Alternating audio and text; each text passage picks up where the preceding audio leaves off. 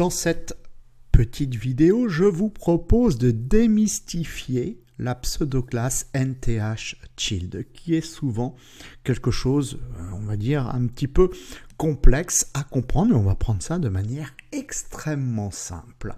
Donc pour ce faire, on a un petit document HTML qui est relié ici à une feuille de style, et dans le document HTML, on va écrire une liste ordonnée dans laquelle on va définir 10 items, et on écrira pour chacun le mot items. Voilà, donc là ici je valide, je fais CTRL S et on se retrouve bien avec une liste ordonnée, donc c'est intéressant puisque ici, bien justement, on a les numéros. Le premier item c'est 1, le quatrième item c'est 4, le dixième item c'est la valeur 10. Alors justement, ça m'arrange pour pouvoir faire ma démonstration sur la pseudo-classe NTH-Child. Alors, donc du coup, on va aller dans notre fichier CSS.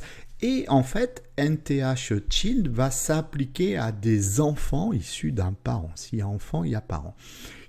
Donc, nous, on va aller manipuler ici des items. Donc, li, ça, ce sont les enfants. Et le parent, c'est all, la liste ordonnée. Donc, on va partir au niveau sélecteur de l'élément parent et on va aller chercher l'élément enfant à qui on va adjoindre la pseudoclasse NTH-Child. Et cette pseudoclasse prend une paire de parenthèses, un peu comme une fonction dans la programmation. Et bien, s'il y a une paire de parenthèses, ça veut dire qu'on va pouvoir lui donner un argument. C'est cet argument qui va nous permettre de pouvoir manipuler le ou les items de notre choix. C'est-à-dire que on va dire, bien, on voudra aller, par exemple, sur ces 10 items, le premier item, je veux qu'il soit écrit en rouge. Alors, en argument, ici, de NTH-Child, je vais écrire le chiffre 1. Et donc là, ça voudrait dire que je vais cibler l'items numéro 1. Et j'ai dit quoi? J'ai dit, je voudrais qu'il soit écrit en rouge. Donc, je vais chercher la propriété color et je vais lui adjoindre la valeur red. Si je fais CTRL S, ça marche. Donc, le premier item, ça a bien été écrit en rouge.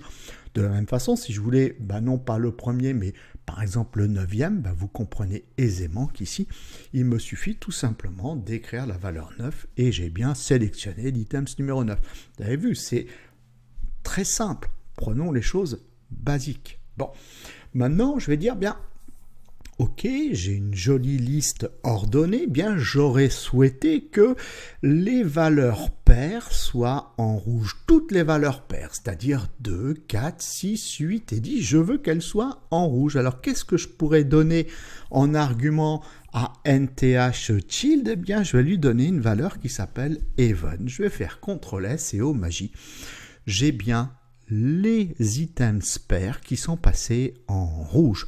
Là aussi, c'est extrêmement simple. Alors maintenant, si je veux le contraire, je veux que ce soit plutôt les éléments impairs qui soient en rouge, bien en argument de notre pseudoclasse NTH-Child, on va lui donner la valeur odd. CTRL S et regardez, oh magie, ce sont maintenant les valeurs impaires qui sont passées en rouge. Bon, ça c'était un côté, on va dire, un peu simpliste de NTH-Child, mais tout aussi simple, on peut voir qu'on peut manipuler un petit peu différemment nos items. C'est-à-dire que là, ici, on avait dit, si je veux cibler les éléments pairs, je donne la valeur even à ma pseudoclasse NTH-Child. Je peux lui donner une autre valeur. Je peux lui donner la valeur 2n, parce que j'aime bien me torturer l'esprit. C'est pas moi qui l'ai inventé, hein. C'est comme ça. Donc, du coup, si je lui dis 2n, ça veut dire, disons, effectivement, les valeurs paires sont en rouge. Alors pourquoi 2n et pourquoi even? Bon, even déjà c'est en CSS une valeur qui va aller chercher des éléments pairs. Ensuite là ici le 2n c'est quoi?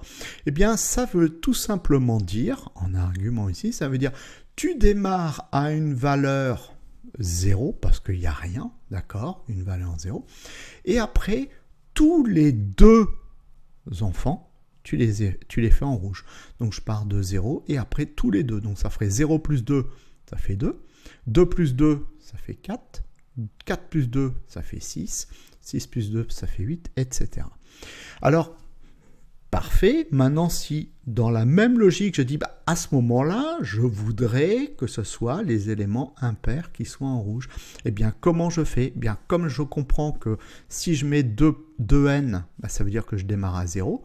Si je veux commencer avec des valeurs paires, il faut que je commence à 1.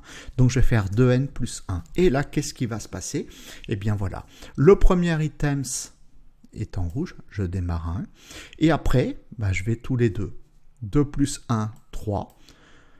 Pardon, oui, c'est ça. 1, ou alors 1 plus 2, on va le dire, 3. 3 plus 2, 5. 5 plus 2, 7, etc. Bon, alors, de la même façon, puisqu'on comprend ça, eh bien, je pourrais très bien dire, je ne veux plus commencer à 1, mais à 4. Alors, à ce moment-là, ici, je vais commencer à 4. Je vais faire CTRL-S. Donc, le premier item, ce qui est rouge, c'est le 4. Et là, ensuite, c'est 4 plus 2, 6. 6 plus 2, 8. 8 plus 2, 10. D'accord? Si je voulais que ce soit tous les 3, eh bien, à ce moment-là, en démarrant à 4, on est à 4. 4 plus 3, 7. 7 plus 3, 10. Donc, je pense que là, vous avez compris, on a réussi à démystifier quand même cette pseudo-classe NTH Child qui est super puissante, qui est au demeurant super puissante puisqu'elle va nous permettre de pouvoir manipuler le ou les items de nos choix.